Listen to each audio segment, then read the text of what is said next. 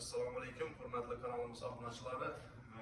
Diagnostika variantida uzatilgan eshiklarimiz xudo xolasa ustanovka jarayonida tayyor bo'ldi. Bu eshiklarimiz haqida qisqacha bir ma'lumot berib o'tadigan bo'lsak, eshiklarimizni rom qismini 2 stinker profildan foydalanganmiz. Ichkari taraflari 6x4 profilda ishlatganmiz, dik turgan holatida ishlatilgan, qalin profilda ishlatganmiz hamma joyda. Ustuna 1.8 lik qora cho'rni list ishlatganmiz, hamma joylarida qalin list. Eshigimizni kraskalarga keladigan bo'lsak, Turetskiy Sentapol kraskadan foydalanganmiz. Eshiklarimiz uchun oldinlari shunday mayda korishnoy rezinkalardan foydalanganmiz. Hozirda esa iri bo'lgan shunday sifatli rezinkalardan foydalanib turibmiz. Akvon rezinkasining iri bo'lib chiqadi.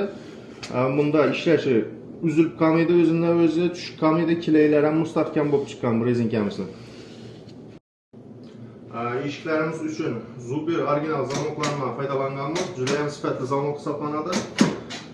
Ko'rib turarlarsizlar, 3 bo'lib chiqadi. Bu yerda ilinadigan joylar ham, ichkari tarafdan o'zining обязательный zasholkalar ham bor qo'shimcha. Eshigimizning plastik qismini keladigan bo'lsak, parok qismini metallический nержавейкаlardan foydalanganmiz. Bellari eshikdan ko'p girib chiqqan holda parok qismini kraskalari tushadi. Shuni oldini olgan holatda nержавейкаlardan buklatib qo'yganmiz, chiroylatib. Eshigimizning orqa tarafini mokriy svet alyuminiy kompozitli paneldan foydalanganmiz. Ko'rib turarlarsizlar, chiroyli bo'lib, tiniq bo'lib chiqqan.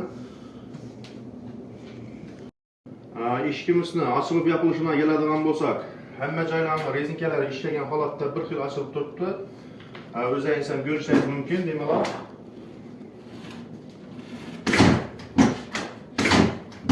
Eshigimiz 5 chumli ochilib yopiladi, cho'tki bo'lib chiqqan ochilib yopilishlari.